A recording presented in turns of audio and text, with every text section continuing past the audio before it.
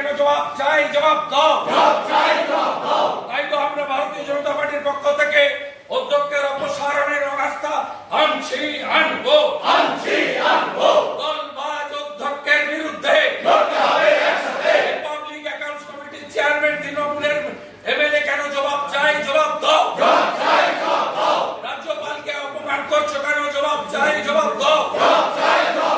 এই সংবিধান ভঙ্গকারী অধ্যক্ষের বিরুদ্ধে, সংবিধান ভঙ্গকারী অধ্যক্ষের বিরুদ্ধে বিরোধীদের কণ্ঠরোধ কেন, জবাব চাই, জবাব দাও।